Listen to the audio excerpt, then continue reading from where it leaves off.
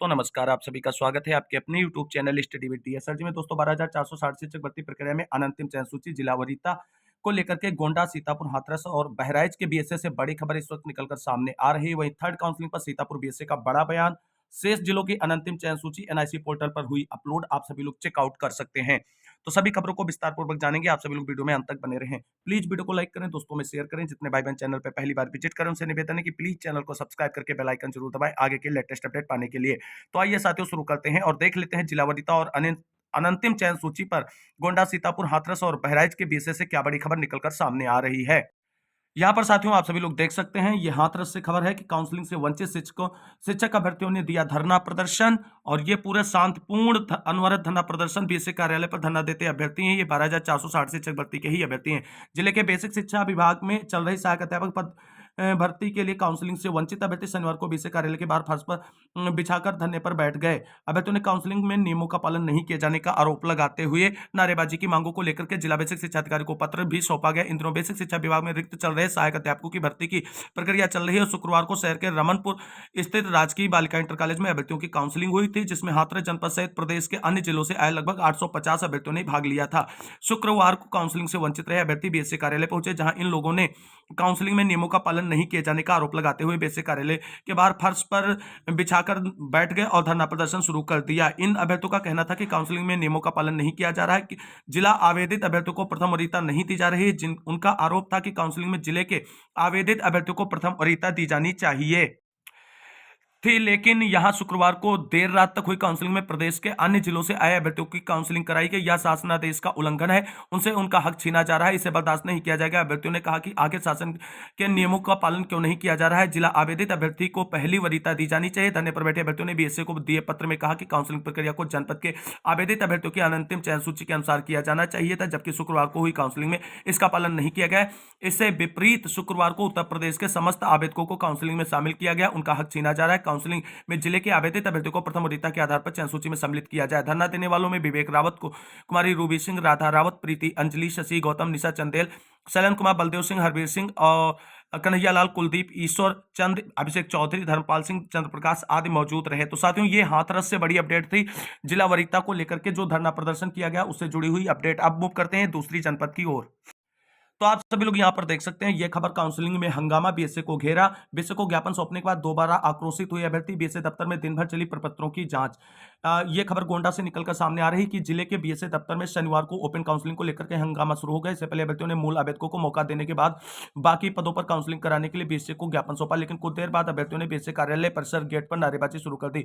BSA Premchand Yadav से नोकझोंक भी हो गई। अभ्यर्थियों ने बताया कि मूल आवेदक होने के बावजूद उनके साथ दोहरा मापदंड अपनाया जा रहा है। ऐसे में बीएसए कार्यालय से लेकर कलेक्टर तक चक्कर काटने पर मजबूर है। दोपहर तक बीएसए कार्यालय पर धरना देने के बाद देर शाम अभ्यर्थी कलेक्टर पहुंचे, जहां पहुंच गए। इस दौरान अधिकारियों ने उन्हें नियमानुसार कार्रवाई का भरोसा दिया है। पूजा मौर्य, शिवशंकर, कमल सिंह, सौरभ सिंह और मोनिका समेत अन्य अभ्यर्थियों ने आरोप लगाया कि काउंसलिंग से पहले कोई स्पष्ट दिशा निर्देश जारी नहीं किए गए। मूल आवेदकों के साथ मनमानी की जा रही, सभी को काउंसलिंग में शामिल कर उन्हें बाहर किया जा रहा है। जिले की वरीयता क्रम में उनका स्थान होने के बावजूद मेरिट लिस्ट से बाहर हो रहे हैं। आरोप लगाया कि अन्य जनपदों में ऐसा नहीं किया गया है। जिले के मूल आवेदकों को मौका दिया जाना चाहिए, लेकिन गोंडा में अनियमितता की जा रही, उनकी बात नहीं सुनी जा रही है। इससे आक्रोशित होकर 200 से अधिक अभ्यर्थियों ने बीएसए कार्यालय गेट पर हंगामा शुरू कर दिया, साथ ही मनमानी के खिलाफ नारेबाजी भी की। इस बीच बंद बीएसए दफ्तर परिसर में दाखिल हो गए, जहां बीएसए व अभ्यर्थियों के बीच नोकझोंक हो गई। बीएसए ने किसी तरह अभ्यर्थियों के बातचीत पर मामला शांत कराया। अभ्यर्थी परिसर में देर शाम तक लिस्ट के इंतजार में डटे रहे। वहीं आप सभी को बता दें, गोंडा में 1375 ने कराई है काउंसलिंग। रिक्त पदों के सापेक्ष 1375 अभ्यर्थियों ने काउंसलिंग कराई है। शनिवार को प्रपत्रों की जांच की गई, इसके लिए अलग अलग काउंटर बनाए गए। बीएसए प्रेमचंद यादव मौके पर डटे रहे। अलग अलग काउंटर पर प्रपत्रों की जांच की गई। अधिकारियों ने दावा किया जल्द ही सत्यापन के बाद सूची अपलोड की जाएगी। वहीं बीएसए कार्यालय के कर्मचारियों की सक्रियता से किसी तरह अभ्यर्थियों को समझा बुझाकर शांत कराया गया। एहतियातन मौके पर पुलिस को सूचना भी देना मुनासिब नहीं समझा गया। अभ्यर्थियों ने बताया कि पूरी तरह बीएसए कार्यालय के आसपास रहने पर ही मजबूर रहे।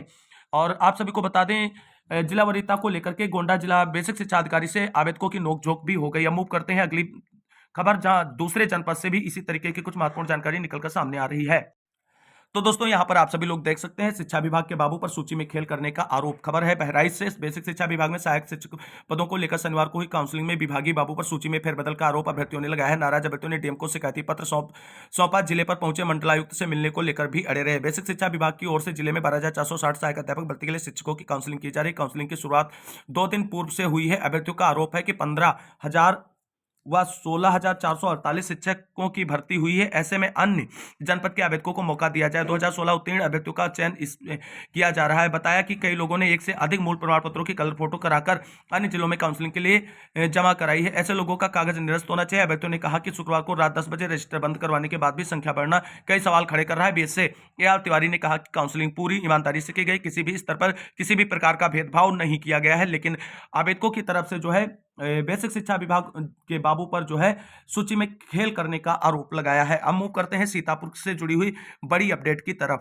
तो दोस्तों आप यहां पर देख सकते हैं, सीतापुर विषय से बड़ी खबर निकलकर सामने आ रही। काउंसलिंग में दूसरे जिलों को मौका, भड़के स्थानीय अभ्यर्थी और जड़ा ताला। डायट गेट पर करीब 4 घंटे तक की अफरा तफरी, धरने पर बैठ गए अभ्यर्थी। खबर है सीतापुर डायट से निकलकर सामने आ रही। 12,460 शिक्षक भर्ती में पहले से तय सूची से इधर दूसरे जिले के अभ्यर्थियों को मौका देने पर स्थानीय अभ्यर्थी भड़क गए और डायट गेट पर ताला जड़ दिया और धरना प्रदर्शन करने लगे। एसडीएम ज्ञानेंद्र द्विवेदी का व शिक्षक संगठनों के पदाधिकारियों ने मौके पर पहुंचकर आक्रोश शांत कराया। करीब 4 घंटे बाद प्रदर्शन समाप्त हो चुका। शिक्षक भर्ती के तहत शुक्रवार को डायट में काउंसलिंग कराई गई। काउंसलिंग में पहले चयनित अभ्यर्थियों को ही मौका दिए जाने की बात कही गई थी। इन अभ्यर्थियों की लिस्ट डायट के बाहर चस्पा कर दी गई। लेकिन शुक्रवार को ओपन टू ऑल काउंसलिंग होने से 15 से अधिक जनपदों के अभ्यर्थियों ने जो है सीतापुर पहुंचकर काउंसलिंग कराई। पूरे प्रदेश में जिले में सर्वाधिक 870 पद रिक्त है। को इन पदों को सभी जनपदों के लिए खोलने पर अभ्यर्थी भड़क गए। शनिवार को डायट गेट में ताला जड़कर प्रदर्शन करने लगे। अभ्यर्थियों का कहना था कि पहले सूची में लिस्टेड नाम की ही काउंसलिंग कराए जाने की बात कही गई थी, लेकिन अचानक दूसरे जिले के अभ्यर्थियों को मौका दे दिया गया। अगर यही करना था तो हम लोगों ने सीतापुर क्यों चुना? जबकि बेसिक शिक्षा सचिव से हुई वार्ता में उन्होंने कहा था कि जब तक जिले के अभ्यर्थियों से सीटें फुल नहीं हो जाएंगी तब तक दूसरे जिले के अभ्यर्थियों को मौका नहीं दिया जाएगा। इससे हम लोगों को शिक्षक भर्ती में चयनित होने का बहुत ही मुश्किल हो गया है। सूची में बदलाव करने से प्रक्रिया पर असर पड़ा है। प्रारंभिक शिक्षक संघ के जिलाध्यक्ष रविंद्र दीक्षित ने मौके पर पहुंचकर शिक्षकों को समझाया। उन्होंने कहा कि यह गलती शासन स्तर से हुई। जिला स्तरीय अफसरों की तरफ से न्याय मिलना मुश्किल है। इसके बाद अभ्यर्थी मान गए और धरना प्रदर्शन समाप्त कर दिया। तो कुल मिलाकर के आप सभी लोगों ने देखा है कि अनंतिम चयन सूची और जिला वरीयता को लेकर के सीतापुर, गोंडा, हाथरस, बहराइच सभी जिला बेसिक शिक्षा अधिकारियों के कार्यालय से बड़ी अपडेट निकलकर सामने आ रही। वहीं अब आप सभी को बता दें, कल के धरना प्रदर्शन के बाद सीतापुर जिला बेसिक शिक्षा अधिकारी की तरफ से बड़ा स्टेटमेंट निकलकर सामने आया है। दोस्तों आप सभी को बता दें, सीतापुर जिला बेसिक शिक्षा अधिकारी की तरफ से थर्ड काउंसलिंग को लेकर के बड़ी अपडेट निकलकर सामने आई है। कल धरना प्रदर्शन कर रहे अभ्यर्थियों को समझाने के बाद में जिला बेसिक शिक्षा अधिकारी सीतापुर की तरफ से कहा गया कि विभाग की तरफ से सेकंड काउंसलिंग कंप्लीट होने के बाद जितनी भी सीटें रिक्त बचेंगी उन रिक्त सीटों पर थर्ड काउंसलिंग कराई जाएगी।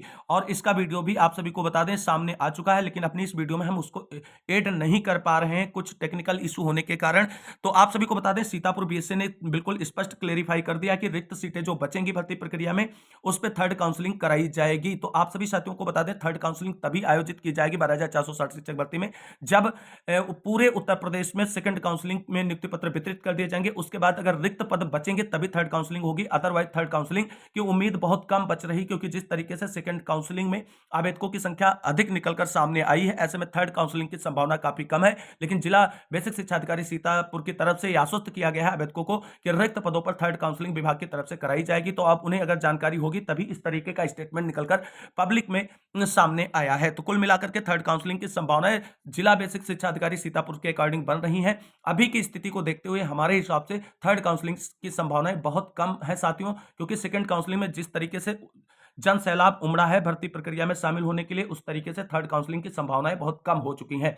लेकिन एक जिले स्तर के अधिकारी की तरफ से इस तरीके का स्टेटमेंट देना कहीं ना कहीं संभावनाओं पर बल जरूर दे रहा है। वहीं अब बात कर लेते हैं 10 जनपदों की अनंतिम चयन सूची कल देर शाम तक जारी कर दी गई और शेष जो जिले थे उनकी अनंतिम चयन सूची अब एनआईसी के पोर्टल पर अपलोड कर दी गई है और आप सभी लोग चेकआउट कर सकते हैं। अगर एनआईसी पोर्टल पर आप सभी को चेकआउट करने में दिक्कत हो रही तो आप सभी को बता दें, टेलीग्राम चैनल ज्वाइन करें STDB DSL जी, और वहां पर सभी जनपद की अनंतिम चयन सूची अपलोड कर दी गई है जिसे आप विजिट कर सकते हैं। और जिन साथियों को बता दें, आप सभी लोगों को अगर अभी तक एनआईसी पोर्टल पर आपके जनपद की जो है अनंतिम चयन सूची नहीं मिल रही तो थोड़ा इंतजार कीजिए। 10 बजे के बाद सभी जनपदों की अनंतिम चयन सूची रिलीज कर दी जाएगी और आज ही नियुक्ति पत्र वितरित किए जाएंगे। इसको लेकर के कोई भी डाउट आप सबकी के मन में नहीं रहना चाहिए। तो साथियों, ये बड़ी अपडेट थी जो अभी निकल कर सामने आ रही थी, जिसको मैंने आप सभी के साथ डिस्कस किया। उम्मीद करते हैं जानकारी अच्छी लगी होगी।